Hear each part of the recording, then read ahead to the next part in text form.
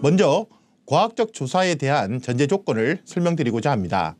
우리가 보통 시장 조사를 한다고 하는 것은 결국 그 결과를 받아보는 사람이 이해를 할 수 있어야 되고 또 납득할 수가 있어야겠죠. 그래서 과학적 조사라고 하는 것을 우리가 시장 조사에 집어넣기 위해서는 먼저 필요한 것이 체계성이라고 할 수 있습니다.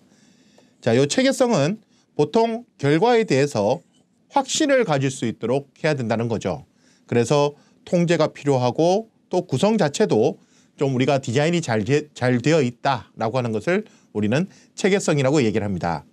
특히 외생 변수라고 하는 어떤 영향을 미치는 것에 대해서 좀 이렇게 내가 통제할 수 없다라든지 또는 내가 원하는 결과를 도출하는 과정에 대해서 아무 상관이 없는 그런 변수들에 대해서는 철저하게 통제를 해야 되는 거죠.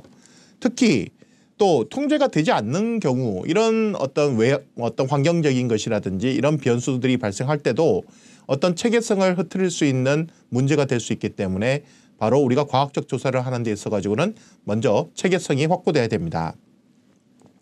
그다음 두 번째는 이 객관성인데요. 우리가 이제 객관성이라고 하는 것은 다른 말로 얘기하면 일치를 해야 되는 거죠. 예를 들어서 A라고 하는 상황에 대해서 1번이라는 사람이 아마 조사를 했을 때 또 똑같은 상황에 대해서 2번이라고 하는 사람이 조사를 했을 때 그 결과가 다르다면 우리는 그 결과에 대해서 신뢰할 수가 없는 거죠.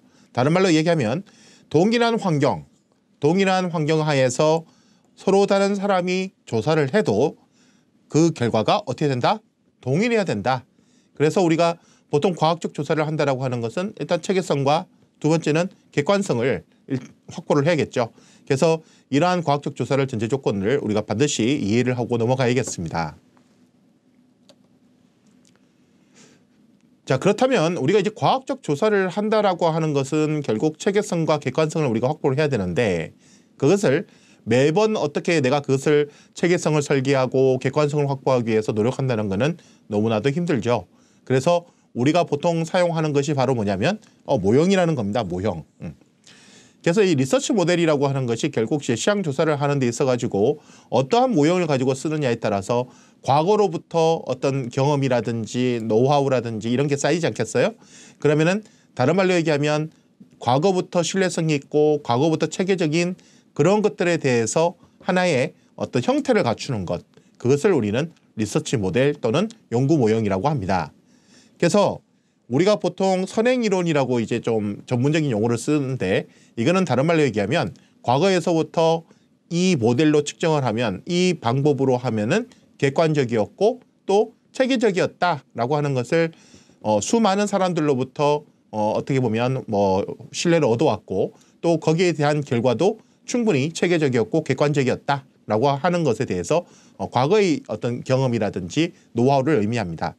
자, 그런데 우리가 이제 모형이라고 하는 것은 결국 변수 간의 관계를 우리가 설명하는데 이 변수라고 하는 것과 또 변수 간의 어떤 영향을 미치는 것에 대한 어떤 결과 또는 원인 그런 것에 대해서 특정한 형태로 설계를 합니다. 그것을 우리는 이제 모델이라고 얘기하는 거죠. 자, 그래서 이러한 설계된 모형은 반드시 경험적인 검증이 필요하다. 우리가 여기서 말하는 경험이라고 하는 것은 결국 실증을 의미합니다. 실증. 근데 이 실증이라고 하는 것은 다른 말로 얘기하면 수치적으로 이제 검증을 해야 된다는 거죠. 그래서 이렇게 영어로 이야기하면은 empirical 한다 그럽니다. empirically하게 검증을 해야 된다. 그래서 어떠한 특정한 상황에 대해서 그냥 말로 이런 원인이 이런 거에 대해서 영향을 미친다가 아니고 수치적으로 A라고 하는 원인은 C라고 하는 결과에 대해서 한 30% 정도 영향을 미치는 것으로 나타났다. 이렇게 이야기해야 누가 보더라도 객관적이고 누가 보더라도 체계적인 거죠. 자, 그렇다면 우리가 이제 리서치 모델이라고 하는 어떤 조사 모형이라고 하는 것을 어떻게 우리가 그럼 구성할 거냐라고 하는 게 되는데 자, 두 가지가 있습니다. 하나는 변수. 자, 우리가 보통 용어로는 variable이라고 하죠. variable. 근데 이제 variable이라고 하는 것을 좀 이렇게 잘 보면 변화할 수가 있는 거다. 이렇게 이해할 수 있잖아요. 그래서 상황이나 조건 등에 따라서 뭘 할 수 있다.